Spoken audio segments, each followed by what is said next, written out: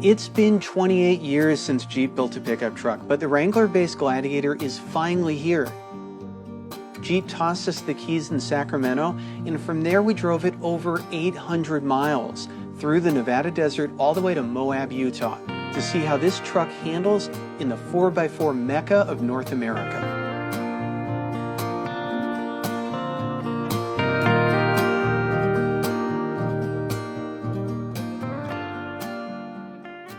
So we're driving 2020 Jeep Gladiator. This is Jeep's first pickup truck in quite a while, but it is not Jeep's first pickup truck. First truck that Jeep built was a wheelless pickup in '47. After a few years, they transitioned to the J10 series, which included the original Gladiator. Then they moved to a CJ-based Scrambler pickup truck, CJ8. After that, when Jeep was part of the AMC Renault Alliance, they designed a unibody pickup truck called the Comanche. That was the last pickup truck that Jeep made until now. And unlike the Comanche, this truck is related to the Wrangler. It's based on the JL Wrangler with a much extended wheelbase. It looks like a Wrangler inside, it looks like a Wrangler outside. And that's great because, you know, the Comanche's got a cult following, but it wasn't the same sort of truck as this. It didn't have off-roading pretenses in the same way that this truck does. All that history is a long way of saying it's really, really good to have a Jeep truck back, and it's really good that Jeep did it right. They based it heavily on the Wrangler. It's got off-road attitude. Now, to be clear, we are not in a Rubicon right now. We're in an Overland model. So it's road-oriented. It's got more road-friendly tires. It doesn't have the lockers or a lot of the other off-roading goodies that the Rubicon has. But it's still a Jeep. So, you know, even in kind of a road spec form, it can go places that, you know, some other pickups can't really go. This Gladiator, like all Gladiators available at launch, comes with a 3.6-liter Pentastar V6. FCA uses this in a lot of products. It's a trusted engine. In this application, it makes 285 horsepower and 260 foot-pound of torque. It's fine, it gets out of its own way. It is definitely not overpowered, and like our colleague Jeremy noted in the first drive review on autoblog.com, check it out. It doesn't make a lot of power until you really rev it up. This is not the torquiest motor in the world, and it's not going to be the torquiest motor in the Gladiator. Eventually there'll be a turbo diesel, but the bottom line is, it's fine.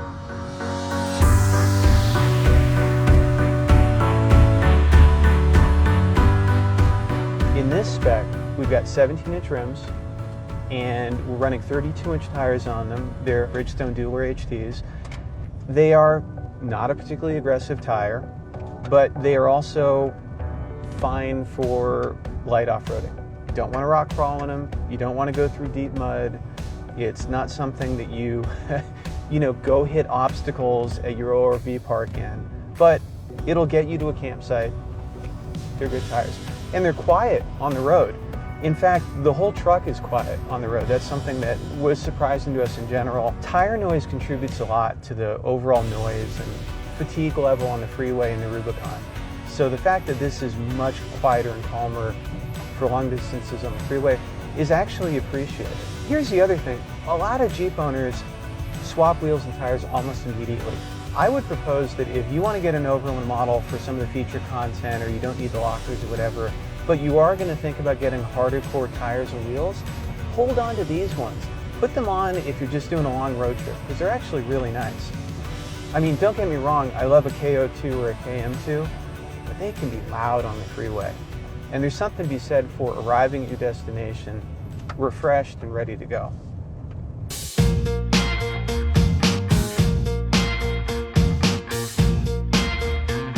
Well, the Rubicon model gets the rock track system, the lockers, a little more aggressive four-wheel drive system. This has a still robust, still totally purposeful four-wheel drive system, the Command Track system.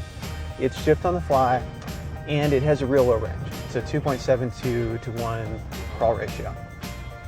So we're on some bumpier stuff right now on this trail heading up to some switchbacks, but I want to talk for a minute about how nicely this Gladiator behaves on the road.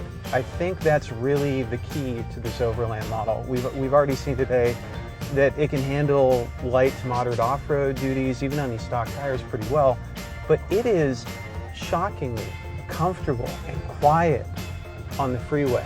Part of it's the long wheelbase, part of it's the tires cutting down on the road noise, part of it's the nice suspension. It's soft and cushy without being too roly-poly.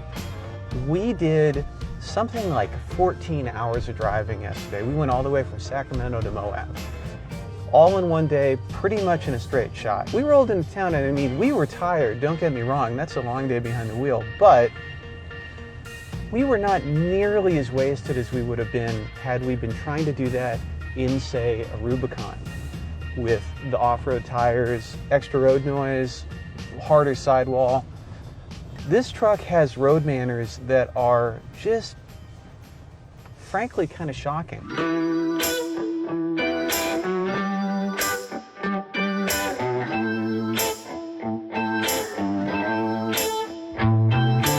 The Gladiator doesn't do everything as well as other midsize pickups.